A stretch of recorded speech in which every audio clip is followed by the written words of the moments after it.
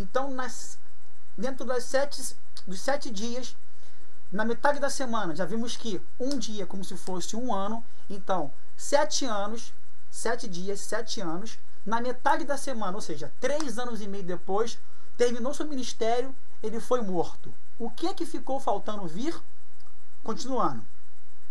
Sobre a asa das abominações virá o assolador, até que a destruição que está determinada se derrame sobre o assolador. Então, irmãos, está claro que essa última semana aqui, quando fala das 70 semanas do povo de Deus, que eu não vou querer falar sobre isso aqui agora, eu só vou querer falar sobre essa última semana aqui, que são 7 dias, e vimos que são 7 anos, porque cada dia equivale a um ano. Na metade da semana, Cristo terminou seu ministério, ou seja, 3 anos e meio depois, e foi morto, sacrificado, cessando o sacrifício, acabando com a oferta de manjares. Sendo assim, ficou faltando o quê? A outra metade da semana, os 3 anos e meio restantes, o qual Daniel fala que o abominável da desolação virá. Então, irmão, é esse texto aqui que muitos líderes religiosos fazem uma confusão terrível, fazem uma confusão tremenda, falando que vai ser 3 anos e meio de paz e 3 anos e meio de destruição. 3 anos e meio princípio de dores, 3 anos e meio grande tribulação. Isso não é verdade, isso é mentira. E a Bíblia vai responder isso aqui cada vez mais à medida que nós formos lendo aqui. Então vamos lá voltar para a citação de Jesus Cristo quando ele falou sobre quem? O abominável da desolação, do qual Daniel acabou de falar. Vimos que ficou faltando então 3 anos e meio aonde viria o abominável da desolação. Então, vamos lá, ó.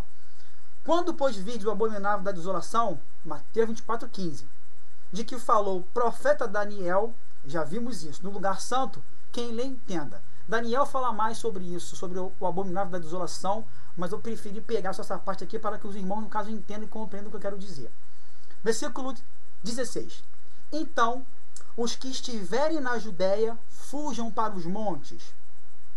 Quem estiver sobre o eirado, não desça a tirar de casa alguma coisa.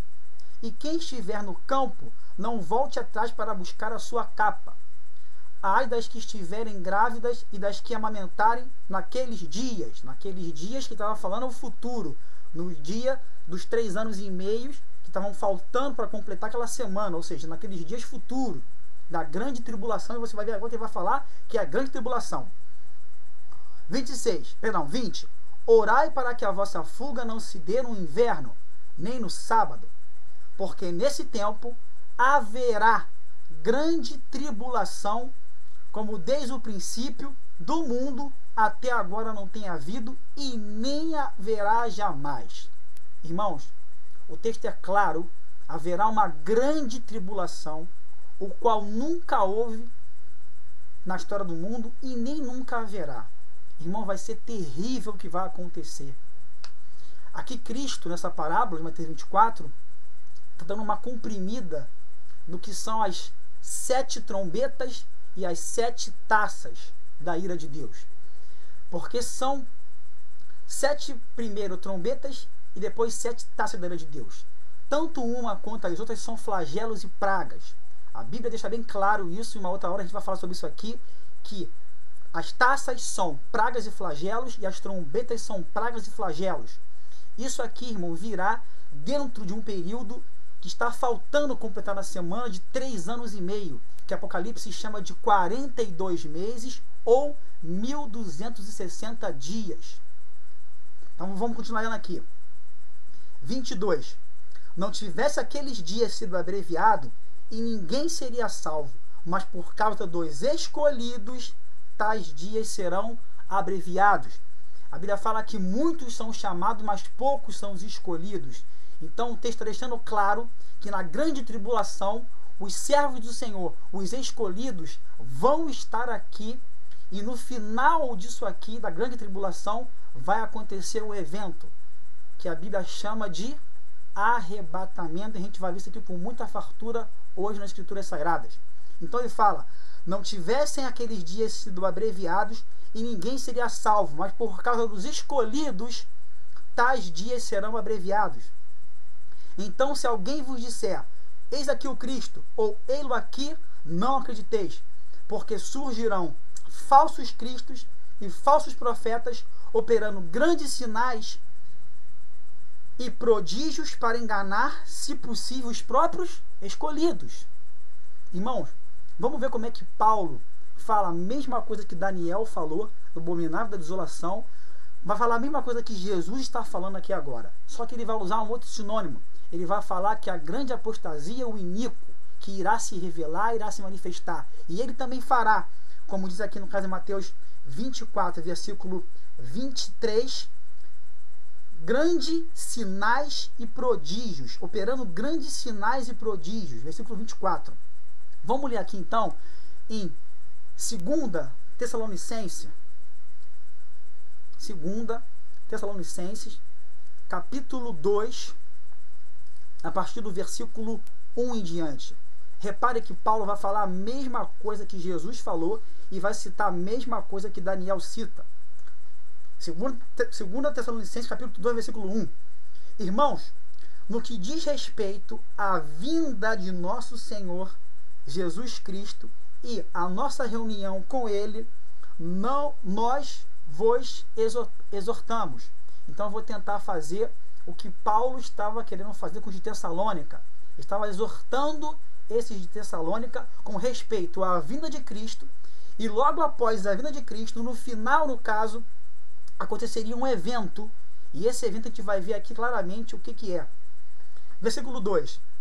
A que não vos demovais da vossa mente, ou seja, que não tirem facilmente isso da mente de vocês, que não perturbem a mente de vocês, que não vos demovais da vossa mente com facilidade, nem vos perturbeis, quer por espírito, quer por palavra, quer por carta, como se procedesse de nós, supondo, tendo chegado o dia do Senhor.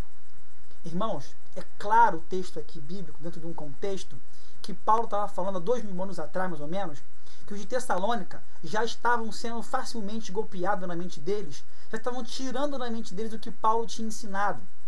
E hoje não é diferente. Estão ensinando, no caso, uma doutrina satânica, impedindo que você se prepare para o que virá, para a grande tribulação que virá. E você vai ver claramente aqui na Bíblia o que vai acontecer no final dessa grande tribulação. No final dessa grande tribulação. Vamos lá. Ninguém de nenhum modo vos engane. Ninguém de nenhum modo vos engane. Porque isto, o quê? A vinda do Senhor, está falando disso, não acontecerá sem que primeiro venha a apostasia e seja revelado o homem da iniquidade, o filho da perdição. Repare que ele fala a mesma coisa. Antes da vinda do Senhor tem que acontecer que o abominável da desolação tem que aparecer.